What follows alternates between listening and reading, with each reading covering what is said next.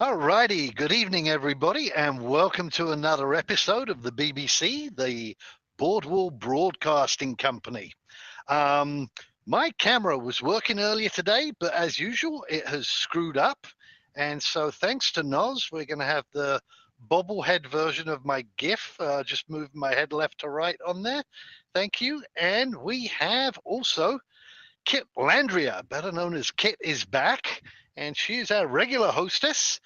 And so what I'm going to do is I'm going to hand over hosting duties back to her for this episode. Thank you, Dee. And I swear you have the worst gremlins. You might actually have worse gremlins than me.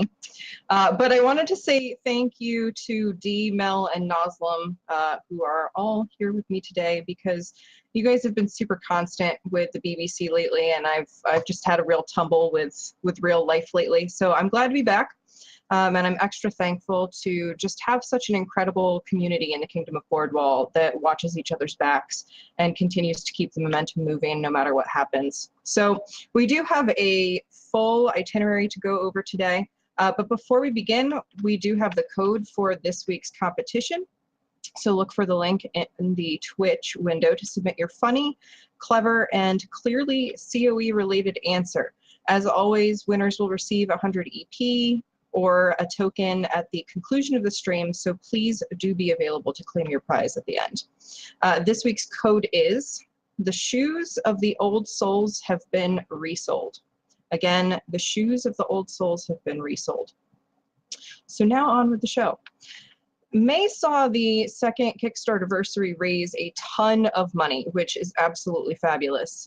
As Soulbound's Studio Serpentius has been saying, we want to #keep COE indie. This event continues to allow Soulbound to build the game the way that they want, the way that we all want, a game that will be jam-packed with features that have barely ever been touched on in other games or never seen at all. So this second Kickstarterversary used an incredible new system that they were trying out, a reward milestones, where for every so much money we managed to raise as a community, we also gained some kind of reward, something in return. So personally, I was all about this, and I'm definitely looking forward to getting your opinions on this. But I really felt like it built community spirit. We got awesome goodies along the way, all while supporting the studio. And Caspian even went on to say that next time that they do something like this, they'll likely have a little bit more breadth in the promotion materials. But really the incredible thing that I want to circle back around to is that we managed as a gaming community to rally together and support Soulbound Studios and our own game interests to raise over $350,000. That's so important to Soulbound at this stage in order for the devs to advance development of Chronicles of Illyria without, a publisher enforcing changes to the vision of the game. So were you surprised how much we raised? Dee, what are your opinions on that? Yeah, I really was. I mean, it especially kind of like, as you said, going down the going kind of like down the deep thing, kind of like on the nautical side with the ships. But I think that it was awesome. Especially kind of like, I think everybody was surprised, the studio included, as to what happened. It just like literally in those last, 2 days, 3 days, where it was like, I think it was almost like record-breaking single days for how much came in. As you mentioned, SBS kind of like chose to go deep with the 4 items of the boats rather than broad with an item from 4 different themes. And I have to kind of like say that as a monarch, I can't even begin to tell you how many PMs I got from members of our kingdom going, Dee, can you guarantee that I'm going to be able to be on a river or on the coast? And I'm like, dude, I have no idea. It's I don't know what our server map is going to look like, let alone where on that server map our kingdom's going to be, let alone where your duchy and your county and settlement is going to be, etc. So, I kind of got the feeling that, as much as I wanted to kind of like encourage people, obviously, to back, I did get the feeling that a significant number of people actually didn't purchase Kickstarterversary ships that would have if they'd have kind of like known or had a mechanic like this. Okay, so I definitely had kind of the same issue, Dee. Now, do you feel that there would have been a way to maybe address this in the future?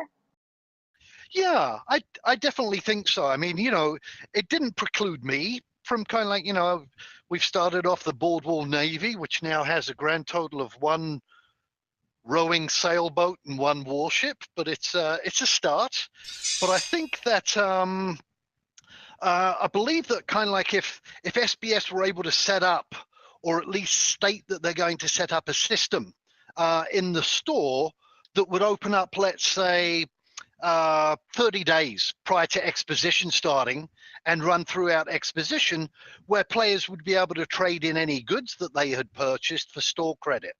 This way, if people, had a boat and they find out, wow, our kingdom ended up, freaking in the middle of the semi-arid desert, and my settlement is in, fucking 3 days ride, whatever, from a boat that's from a river where I can use my boat, that they could have purchased it and later on traded it in for wagons or a building, or something like that. And as for the breadth thing, I like the depth. I actually support the depth that the studio went to. I like that it started off with the rowboat and then went to the barge and then went to the warship and then went to the cutter. And maybe, perhaps it would be too much to do. I know, the studio is kind of like overtaxed as it is, but it would be great if they could kind of like, had, whether it was a nautical theme or maybe a celestial theme with the astrolabes, or a pet theme, or buildings, or a profession, where they could kind of like do a little deep tier on each of them, each week that they go. But that's, overall, I'm just super amazed and super thrilled with how much was gathered. Yeah, absolutely. And I think it would be really interesting to incorporate some of those things that you were just talking about. I personally loved the breadth as well, and I think that that could be a good option, as you were talking, as some alternatives. So I hope that maybe Soulbound is listening and might consider something like that in the future. Mel, did you have anything to say on that? Were you impressed by how much they raised, or how do you feel about those ideas? Yeah, definitely impressed by how much was raised, especially like Dee said in the last couple days. And while I do definitely agree with the fact that, maybe because people weren't sure whether they're gonna have access to water in game, that might have stopped people from buying the boats. But I will say that I think having the milestones really really kind of negated that problem, because even if you didn't feel comfortable taking the risk of buying the boat, to get to that next milestone, I think a lot of people, opted to buy different things, or maybe some people decided to pledge for the milestones. So while I think that people might have purchased less boats, I think we still purchased probably roughly the same amount, because it was such a competitive driving thing to get to the next milestone and the next milestone to see how far we could get. So I don't know how much revenue is actually lost, um, but super valid points from D. Yeah, and just going back to kind of some points that Dee was raising, I'm in the same boat as Dee, no pun intended. But as far as people kind of messaging me, are we going to be able to get on waterway and this and that, and I was contemplating getting a boat myself, but my settlement might be nowhere near water. And I do know I had several citizens hounding me like, we've got to get water now because, we need these boats because they're so cool. So maybe, something in the future, like being able to trade it in for something else, or EP sounds like a really good balance. And don't get me wrong, boats are absolutely amazing. So one of the most exciting aspects of the Kickstarterversary event was the milestones, as you were just talking about, Mel, like seeing the community come together, seeing those milestones met. And we hit two really incredible ones on the last day. So we got both the Soul Packs reward and we got the Old Souls reward as well. And I know a lot of the community was really excited about the Old Souls. So that's kind of why we've decided tonight to take a little bit of a deeper dive on that. Mel, what did you think about those rewards? I know you had some specific thoughts on this. I did. So I'm just briefly going to go into just a couple of the little important details that came along with the end of Kickstarterversary, which is that so as long as you had an active pledge as of June 1st, I think it was noon, you're going to receive that extra soul pack with the 3 random souls, one of which is guaranteed to be the old soul. Soul packs for the studio are going to be a secondary form of revenue. And basically, they're just giving us, the players, the consumers, more variety when we're selecting our souls. So you're not necessarily going to get better ones, but you're definitely going to get more options if you're buying the soul packs. And within the soul packs, you'll have themed soul packs and the more randomized ones. Um, okay, and so also because we actually reached the old soul milestone, we're not going to have old souls randomly distributed in soul packs anymore because there will be enough old souls in play when we start now, thanks to this milestone. Going on that, I'm actually going to dive a little bit into not specifically the old souls, but the affinity aspect, because there are a couple questions for that on Discord, and affinity is probably one of my favorite things about CoE because it's more complex than normal games really make affinity. Normally, it's pretty black and white. You're either, good or evil, that sort of thing. But in CoE, souls start out completely neutral. They have no affinity because it's your play style that's going to determine your affinity.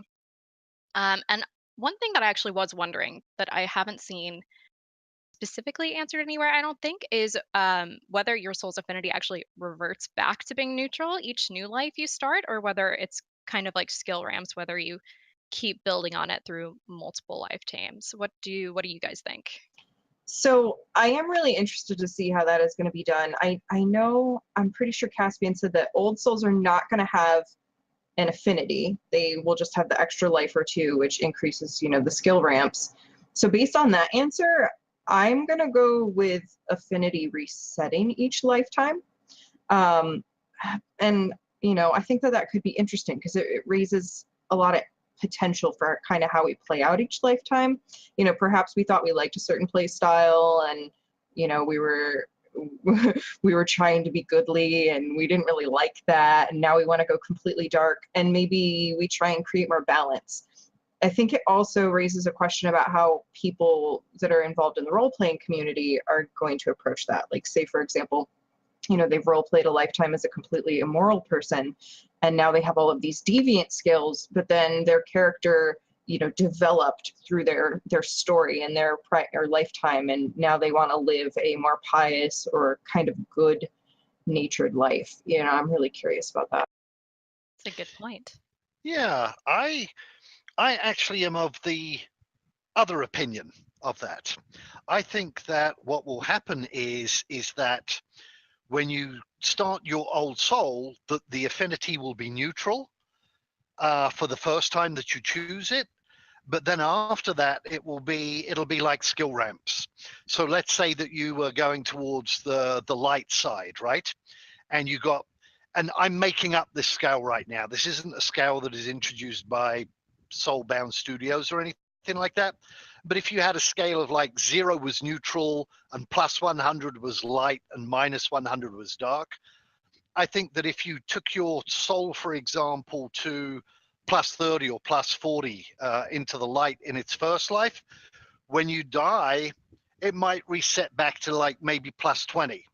Because Caspian has mentioned, and I believe it was mentioned with Soulbound Studios, that the further you go, whether it's towards the dark or whether it's to the light, the more difficult it's going to be to try and get back to kind of like to that neutral area. So kind of like the darker you become, it kind of like the storyline will push you towards doing dark things, and likewise with the lightness. And if you want to stay neutral, you're gonna have to work for it, I think, rather than it just reset automatically every lifetime. Because the way that I see it is your soul is your character. It's basically who you choose to play in a lifetime is basically the vessel that carries your soul around. But if your soul is evil, that's it. It's evil. It doesn't get a remake every time you do it. You'd have to work on it. But yeah, that's my thought on it. Yeah, I think I'm leaning towards it being more like skill ramps. Not for certain, but that seems the more logical progression. And just a point, I think it was ages ago, but I think Caspian mentioned that. So because the affinity system isn't so much dark and light, that's just kind of an easy way of talking about it. The story engine is actually it predicts behaviors more than just flat out being like good or evil, and your behaviors actually determine what content you actually get based on the system. So I think Caspian kind of said that if you were neutral, you would basically be a sociopath because your behaviors wouldn't be at all. They'd be completely random with absolutely no motivations behind them. Um, Anyways, moving on to something kind of similar, I wanted to talk a bit about the question of if your soul was skilled in deviant arts, which you were just talking about, and why your starting affinity would still be neutral, even if the kind of the pre built-in skills that come with that soul are more the deviant arts. Because you're And like good and you don't get caught. fair. Nice, Naz. Well played, Naz. And like I said, my favorite thing about COE is that they're not making the play styles really delineated. There's a lot of gray area. You're not a certain class, and it seems like the affinity system's kind of like that as well, which makes me really happy because it adds so much complexity and depth to the game. Um, so it was a while ago, but I wrote a paper. It was about morality systems and games, and the fact Wait, that wait. yeah. You wrote a paper on this. I did. I was a freshman and it was economics. I was Okay, really capitalist right then. I gotta know more. Tell me everything. Well, so I basically it was about how at that time I think I was playing the Mass Effect games and that sort of thing, and in almost every instance, the choice that involved gaining anything tangible was usually considered evil or dark, even if you were going after some mass murdering guy and you get to the end and you've got him at gunpoint. You can either kill him and be done with it, or you can let him go or knock him out. And that's there's a lot of gray area there in my opinion, but even if you took him out and did the world a favor, in that case you were generally got tilted to the dark side of the spectrum. So I kind of wrote my paper based on those kind of morality questions and gains and whatnot that are in games. Granted, in a game you're very limited in what the system can actually determine is the gray area. But yeah, so like I was saying, in some cases I felt it was justified. Those personal gain options weren't necessarily dark. Um, but I mean, again, games, they made it pretty black and white. So if you're playing and you like did a favor for a family and you could choose to demand like their last couple pennies, like obviously that's not super nice. But yeah, in a lot of cases that there's a lot more gray area, and so because their affinity system is taking into account behaviors, um you can't just say on a Fable or Mass Effect, Google your set options. You've got neutral, good, bad. You can essentially Google and find out exactly what the effects of those choices are going to be. But because the story engine's constantly learning from our behaviors, we're actually producing content for us based on our behaviors. So we can't, you know, look a couple quests down the line and see what the effects are. So it's a lot more realistic, and that I really, really appreciate. Because we're going to get tailored quests and goals and content.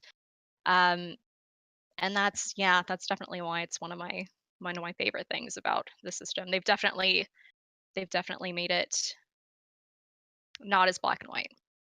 Absolutely. And I think we could probably spend, hours talking about that alone, like the options that could potentially be there. I'm just so curious to see exactly what they're going to come up with as far as quests that might be pitched at us in the game based off of our affinity. So, great points there. I want to read your paper now. So do please forward that to my email address because I'm going to read it later for some bedtime reading. And can I just say that I'm surprised we got the Old Souls. I know that's a shocker, but I'm surprised we raised the money. I say we. I'm surprised Soulbound raised the money they did, because early on you heard some grumblings. Oh, it's a boat. There were some people in the community that wasn't very interested in boats. And then the next week rolled out and there's another boat. And you heard some more grumblings like, oh, I bet week 3 is going to be some bigger boat. And like, I'm not buying any more stinking boats. So, but man, we got Old Souls like that. To me, if we didn't go all the way, that was the coolest thing to get to, and they nailed it out of the park. So I was thoroughly surprised and happy to see that, and plus upgraded, housing. That's going to be cool too. But yeah, all the cool things. I think, without knocking it completely out of the park, I think we got all the good stuff. So we got close. We yeah. certainly got really close, and like you said, this was probably one of the more exciting ones to get to. So Yep. I'm really thrilled about it. And not only do we have all the cool affinity stuff going on, but you also get a higher skill ramps with the older soul, which is super exciting. So a little into that, because there were some questions about whether that was going to provide an undue advantage to us, the people who have pledged during this Kickstarter. But the truth of the matter is, so the Old Soul is going to provide us a small boost if we choose to play the Old Soul. But that's not the be all end all, because so much of this game is player skill and not necessarily the skills themselves. So even if all of us start off with our Old Souls and these, second life skill ramps, we're not necessarily guaranteed to do better or win more often because of this little boost, because again, it's really all down to player skill at the end of the day. So we're still going to learn all the techniques that come along with the skills and all that sort of thing. So it's not necessarily I think as big of a gap as some people were worried about. Yeah, and I know I heard some naysayers kind of talking about that, and I think that you've really hit the nail on the head there and kind of summarized what the studio has said. I firmly believe that Soulbound really wants us to be able to make the most of things as we want to and put the effort towards, but they're not making it to where someone can just kind of jump in with some godlike advantage and then maintain it without having to do anything. Well, the godlike advantage isn't going to exist anyway, but the maintaining the small advantage that they might have by having those ramps, like they actually have to do something with that. They have to actually play the game and build the skills up. So I think that a lot of the naysaying is kind of unfounded with that. Now, as far as the Old Souls too, we're not necessarily going to be getting a soul that's perfect for what we initially wanted to do, right, Mel? That is very true. So the skills are going to be randomized, but Caspian put it pretty well, in my opinion. You're still, regardless of what skills they are, they're skills that are starting off on a higher skill ramp. So that's better than starting off with, skills on a much lower skill ramp, because even if they're not the ones you'd initially choose, those skills are still going to be skills you have that you can learn quicker, that maybe you didn't initially think of those skills as something you wanted to do, but it's kind of an opportunity to explore something you hadn't considered, and something's always better than nothing. So that's kind of my opinion on it. Yeah, and I want to leap off on that a little bit, because I think that this has huge applications for the role-playing community, and you guys know that that's what I like to talk about, so bear with me. COE isn't making things super delineated. There's lots of gray room, and that means a lot to me. Let's say, players that are used to playing World of Warcraft, for example, just throwing out a super mainstream MMO there, or really any other mainstream MMO though, you're kind of like pigeonholed into whatever spec your character is in as far as mechanics. Whatever skill tree you're in, you're stuck there, and you have to play the game, with the right combination and do this and do that. And like, there's really only one right way to do it. We've got all those number crunchings. But if you're trying to role play a character, if you had a vision for a character, you can't really create that from the ground up. COE, on the other hand, is doing something more interesting with these souls. Souls determine some things before a character's even born. It's like real life. A character might be born with a natural talent, kind of like physical activity, and then others might be born with more kind of artistic ability. So you can fight against those skills, or you can go with kind of your natural talents. So, yeah, to me that makes sense. It's like, I think we're now preconditioned from literally a couple of decades of MMOs, right? And we have to understand that, COE isn't going to be an MMO. It's kind of like it's defining a new genre, like the Meow, the multiplayer evolving online world. And it's like in real life. Some people are born into wealthier families, some people are born into poorer families, but you're going to have that opportunity to write your own kind of like story with your soul, and you have a number of different souls to choose from, even, and so it's not like you're being forced into kind of like playing one specific kind of thing or that. If the particular soul didn't have the skills to start with that you were looking for, heck, choose a different soul, or ignore those ones and start developing those characteristics that you want. I, for one, and I don't think I'm alone on this, pardon the French, but I'm sick and fucking tired of playing with friends where every single one of us is the savior of the kingdom. That we're the golden one that found the orb or the fountain of life or whatever. Oh, you did that quest as well? Yeah, we're not going to have that. Nozzle's the only true golden boy. That's his Noz jelly at work there. Oh my god. Yeah, Castman, Serp said, Castman said he'd rather have the pre-alpha backers get the old souls rather than a bunch of brand new players, which makes perfect sense. You're all the real old souls of the game. Aww. So, yeah. That's cute. So sweet. Oh, also, another advantage to starting with the old soul. Just tossing it out here. I almost forgot it. So because it's on the second lifetime, it's actually going to have a more evolved, I think, story engine line going already, which will add kind of more interesting, I think, quest down the line since you're technically an older soul. So just a reminder, that's another advantage to starting out with the old soul, even if it's not necessarily the skills that you wanted. Right. Yeah.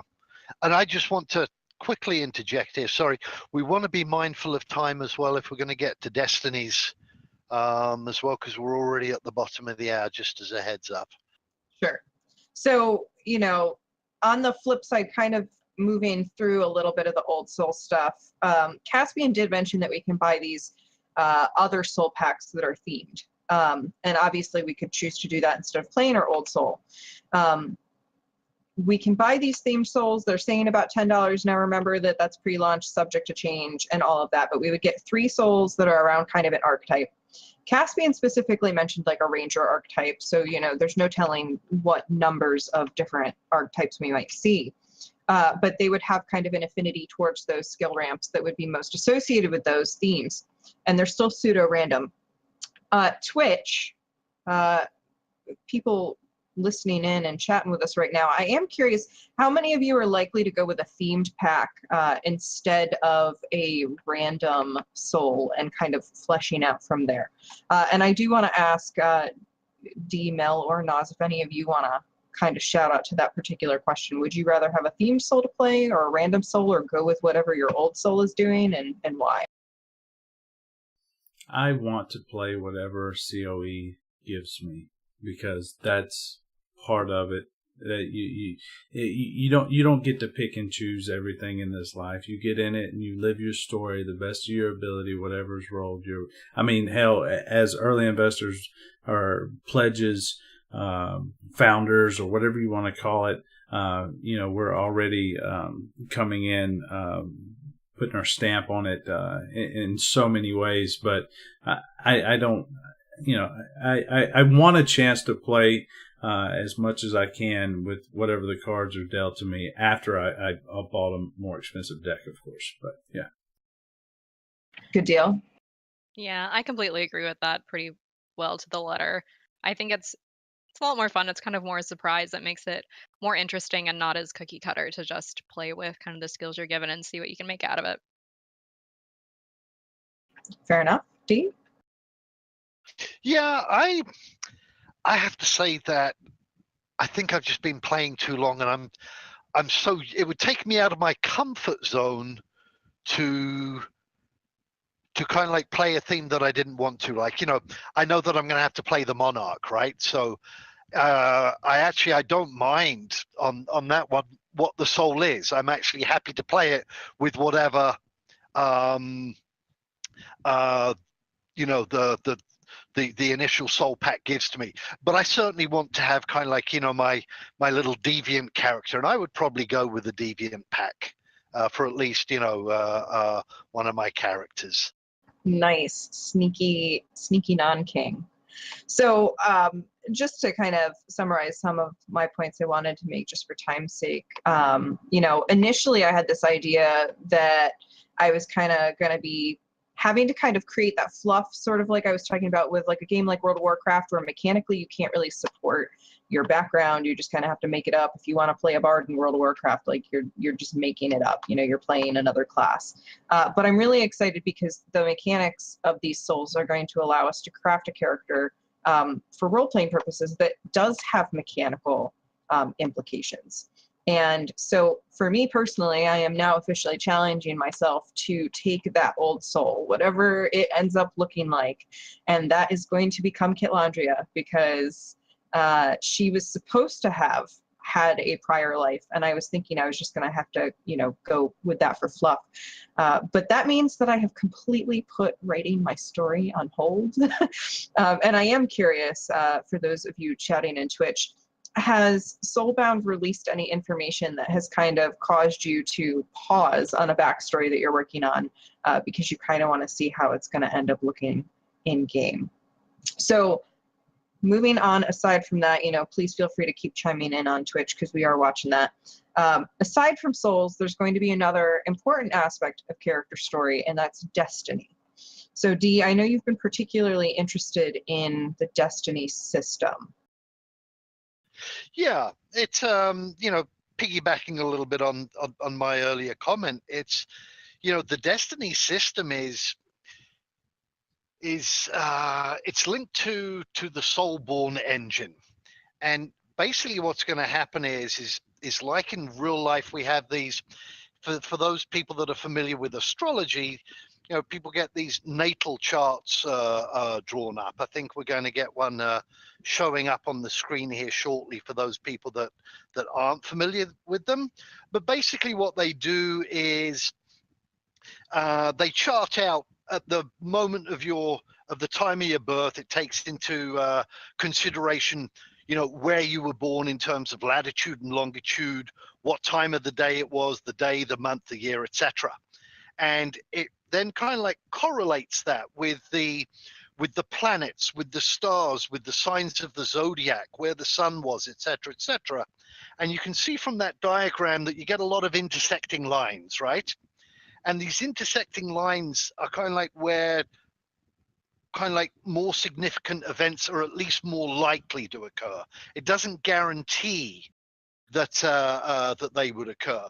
And this is, you know, whether you believe this or not, in real life, this is what is going to be happening in Illyria.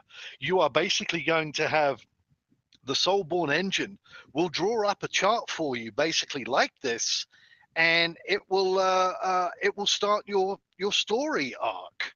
And the you know, I think that you know, what will happen is it'll pull up a list. From my understanding, the Soulborn engine will pull up a list of what kind of challenges and conflicts that particular lifetime that your soul would come across in that particular lifetime. And that doesn't mean to say that you would even get all of them triggered in that lifetime. The events would have to come up, but you're going to be faced kind of like with your own story arc. And to me, I'm really looking forward to that. Yeah, and I remember Caspian said like story arcs are problems, but they're templates, and it can kind of come up in different ways. And having even the same exact destiny doesn't mean that your story is going to be exactly the same, because it's all kind of based on how you play it. At the end of the day, the choices you make. Exactly. I mean, you know, I think Caspian was asked that question in Discord several days ago, and his answer was literally, you know, I think he was asked, you know, could you have the exact same story arc as another player? And I think his words were theoretically yes. If people pick the exact same birth date and we chose the exact same random hour, then they'd have the same set of story arcs. But those arcs are still triggered by events. So in order for them to have the same experience, they'd also have to be in the exact same location the entire time as well. Even a slight deviation changes the initializers, which are kind of like, the little triggers that cause the events. And that would start for those two. Although you had the two same story arcs, the destinies would start to diverge. Or as he said, the destiny is still the same, but their story and how that destiny plays out would be different.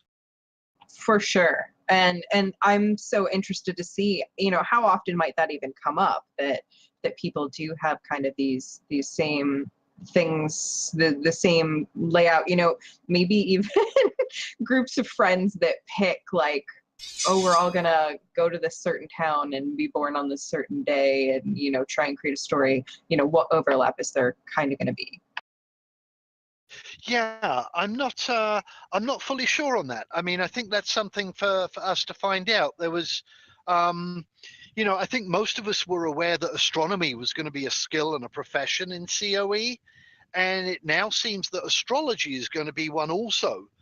Snipe Hunter earlier this week referenced the fact that, there's going to be a difference between that there will be an astrologer profession, and that the difference between the two is basically is about understanding the different relationships between the celestial bodies and Illyria.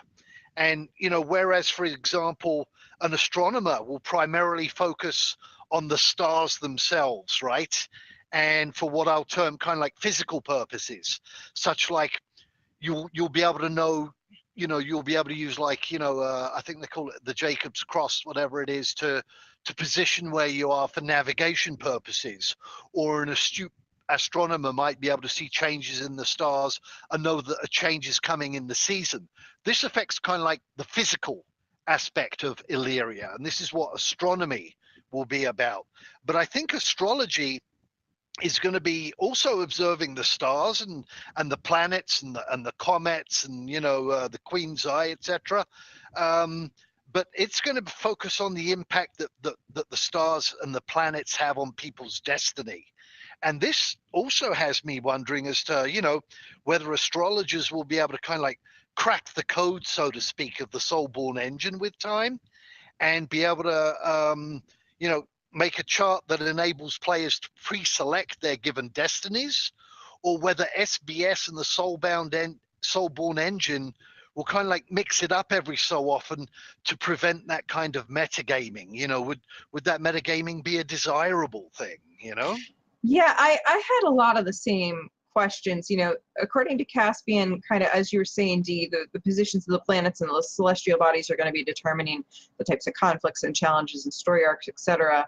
I'm really curious how detailed that's going to be and how clear the relationship between the celestial bodies and the different types of conflicts are going to be. Because as he explained, like outer planets being present would have kind of a longer impact on your life. They could even be generational. But then the inner ones that are very close to Illyria spin quickly, progressing through the different houses and the types of challenges much more quickly.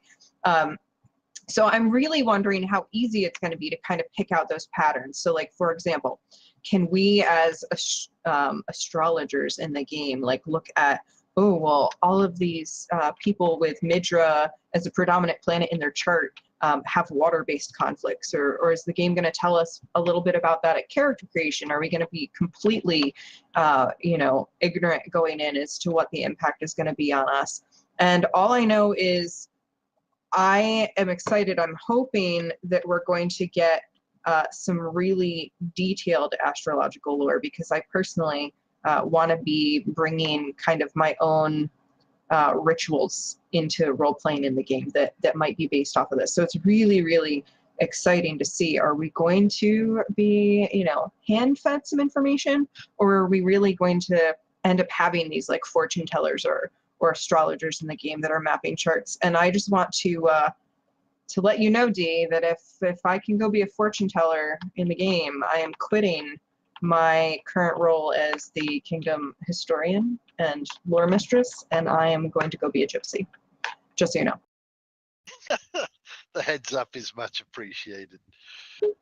So we are getting to our time to be about to wind down, and I am going to encourage my fellow guests on the show here to go peek in the contest entry channel and see if you have a favorite for the contest. So hang with us tight here just for a moment. I do want to thank everybody that has been participating in our Twitch channel today. Thank you, Serpentius, for dropping in and having a conversation with us, and everybody who answered the questions that I kind of threw out there. I am thinking of throwing up a forum post to continue the conversation about things regarding Old Souls and themed packs and things like that. So do look for that probably in our Kingdom channel, our Kingdom community channel here in the next little while.